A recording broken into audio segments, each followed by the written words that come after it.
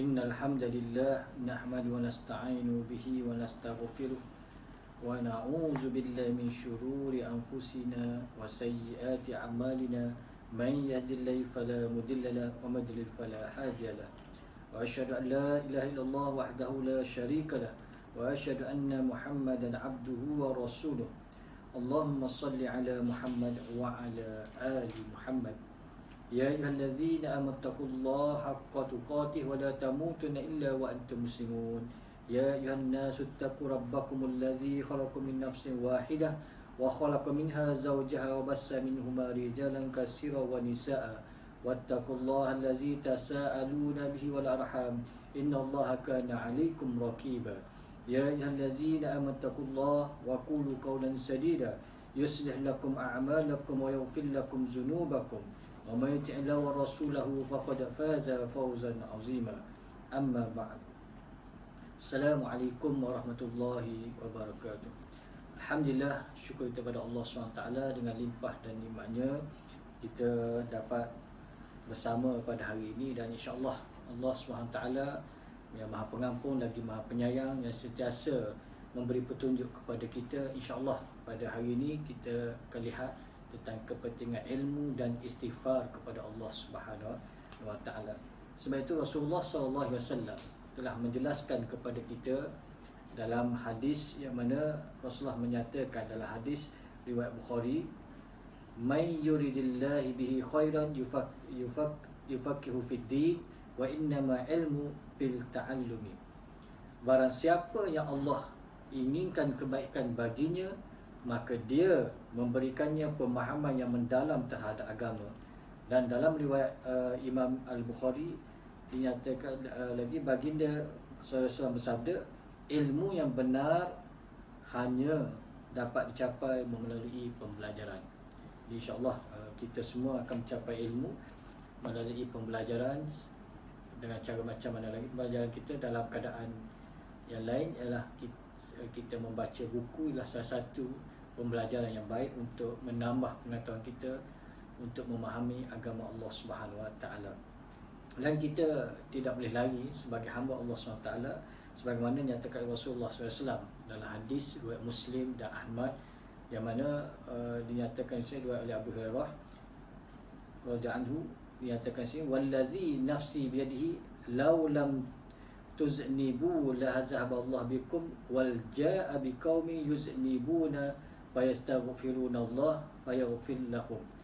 Demi zat yang jiwaku berada di tangannya, andai kata kamu tidak pernah berbuat dosa, nescaya Allah akan memusnahkan kamu, lantas mendatangkan suatu kaum yang akan berbuat dosa, akan tetapi mereka beristighfar kepada Allah sehingga Allah pun memberikan maghfirah kepada mereka, ini pengampunan kepada mereka. Dan juga sabda Rasulullah SAW juga dalam hadis riwayat Tirmizi, Ibn Majah dan Darimi, kata Rasulullah SAW, kullu bani Adam khatta'un wa khairu khatta'ina at-tawwabun. Setiap manusia pasti banyak berbuat kesalahan, dan sebaik-baik orang yang berbuat kesalahan adalah orang yang bertaubat.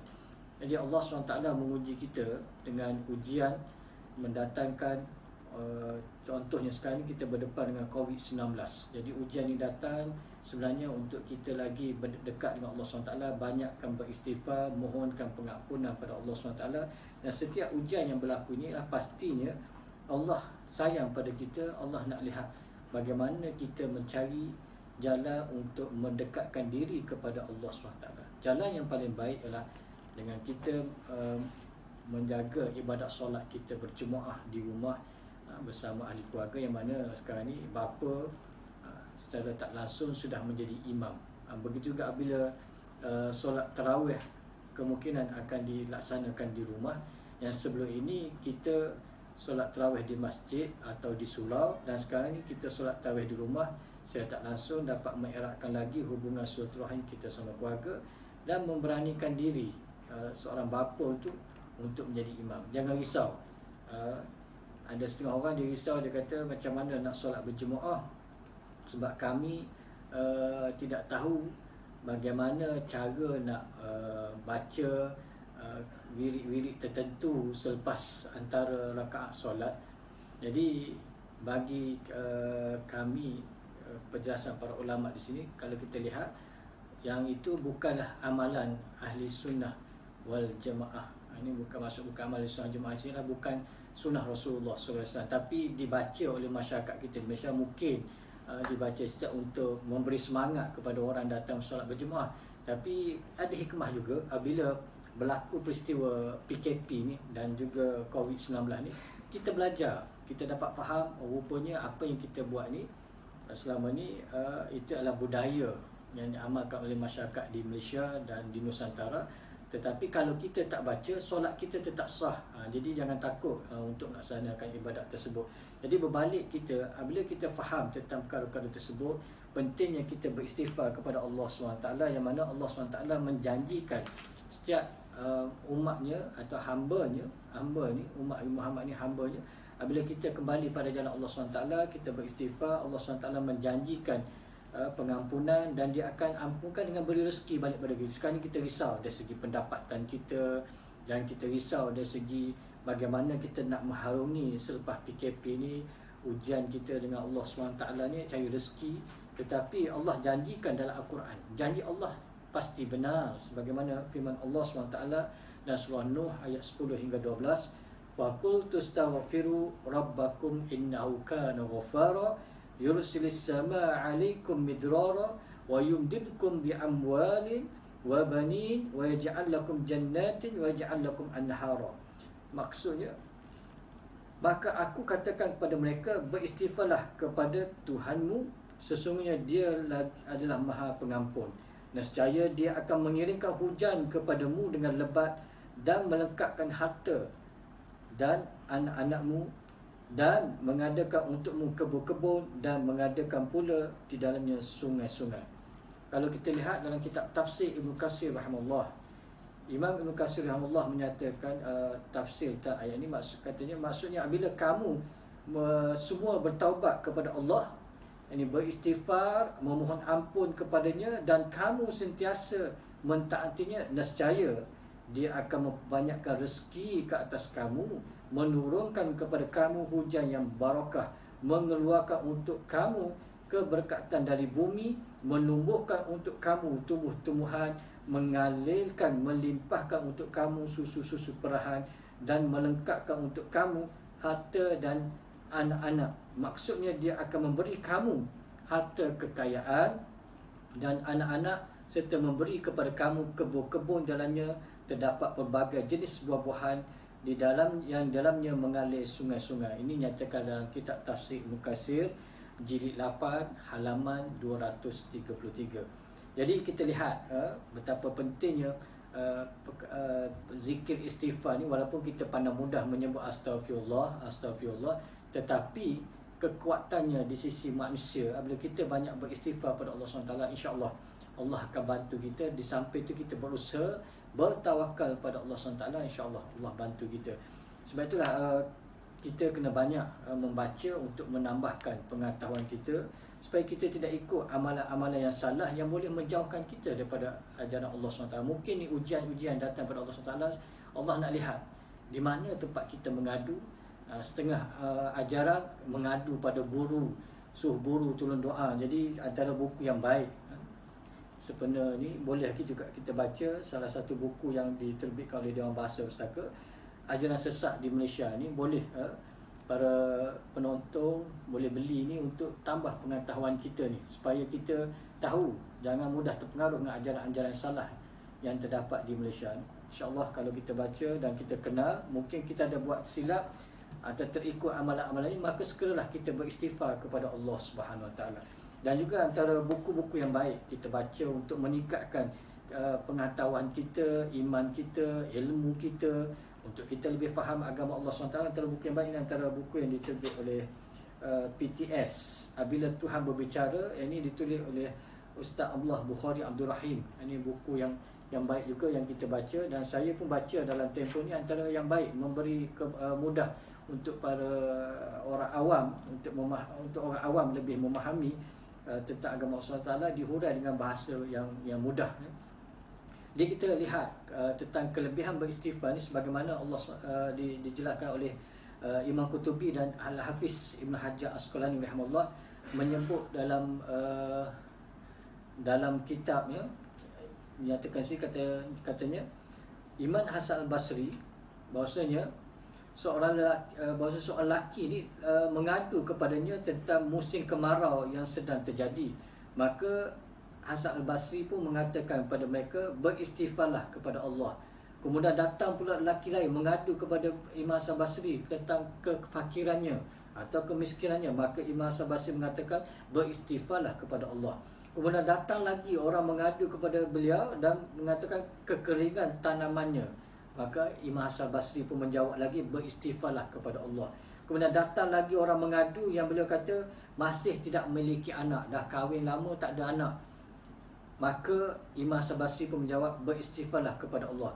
Kemudian Imam Hasan Basri membacakan ayat surah Nuh tadi yang saya baca, ayat 11 hingga 12 kepada mereka supaya mereka faham bahawa Allah SWT bila dia ampun, dia akan murahkan rezeki kita. Inilah kita bila kita kembali kepada Allah SWT.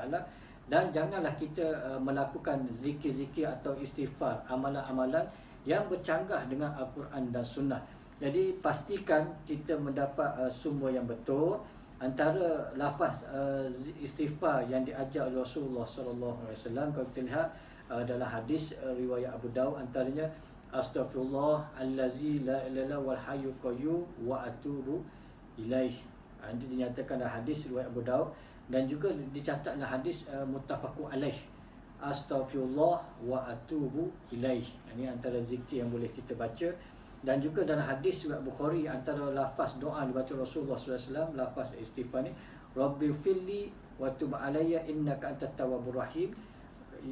Wahai Tuhan kami, wahai Tuhanku, ampuni aku dan terimalah taubatku, sesungguhnya Engkau Maha terima taubat dan Maha penyayang. Dan antara yang paling hebat itu dikatakan sayyidul istighfar, penghulu kepada istighfar yang diajar Rasulullah SAW. Dan kita digalakkan baca pada waktu pagi dan petang pagi, selepas subuh dan selepas asar. Ini dibaca ialah Allahumma anta rabbi la ilaha illa anta khalaqtani wa ana abduka wa ana ala ahdika wa adika mastata'tu a'udzubika min syarri ma sana'tu abu laka bi ni'matika alayya wa abu bi zambi faghfirli fa innahu la yaghfiru dzunuba illa anta. Ya Allah, Engkau adalah Tuhanku, tidak ada sembahan yang benar selain Engkau. Engkau telah menciptakan aku, sedangkan aku adalah hamba-Mu. Aku sentiasa memegang janji-Mu semampuku. Aku berlindung kepadamu dari keburukan apa yang aku perbuat. Aku mengakui nikmat yang telah Engkau kurniakan kepadaku dan aku mengakui pula dosaku. Maka ampunilah aku, sesungguhnya tidak ada yang mengampuni dosa-dosa selain Engkau. Ini hadis riwayat Muslim. Jadi itu antara istighfar yang baik dan juga dibaca Rasulullah SAW. Ini selepas solat, contoh Rasulullah baca setiap kali lepas solat sebagaimana dinyatakan dalam hadis. Rasulullah baca astaghfirullah, astaghfirullah, astaghfirullah, Allahumma antas salam wa minkas salam, tabarakta ya zal jalali wa ikram. Itu antara dibaca oleh Rasulullah SAW yang diriwayatkan dalam hadis riwayat Muslim. Ini antara yang perlu kita fahami. Kita perlu mengambil amalan-amalan yang benar daripada sunnah Rasulullah SAW. Jadi saya galakkan juga kepada orang yang menonton program ni, bacalah buku Sunnah dan Bid'ah dalam Amalan Orang Melayu. Ini antara buku yang bagus yang ditulis oleh Profesor Jawiah Dakir dan juga Ustaz Wan Awang Ali ni, terbitan Dewan Bahasa Nusantara. Ini antara buku yang paling laris. Antara buku yang paling laris kita baca untuk kita betulkan amalan kita yang menyalahi sunnah Nabi Muhammad SAW. Banyak amalan-amalan yang dibuat oleh masyarakat kita yang bercanggah dengan sunnah Nabi SAW. Mungkin kita boleh betulkan dan kita beristighfar kembali, kita betulkan balik amalan kita, barulah Allah SWT terima amalan yang menepati sunnah Rasulullah SAW. Jadi insya-Allah sama-samalah kita memperbanyakkan istighfar dan mendekatkan diri kepada Allah SWT dan bacalah buku-buku yang baik yang boleh menambahkan ilmu kita dan meningkatkan pengetahuan kita. Dan saya sudahi bila taufiq hidayah. Assalamualaikum warahmatullahi wabarakatuh.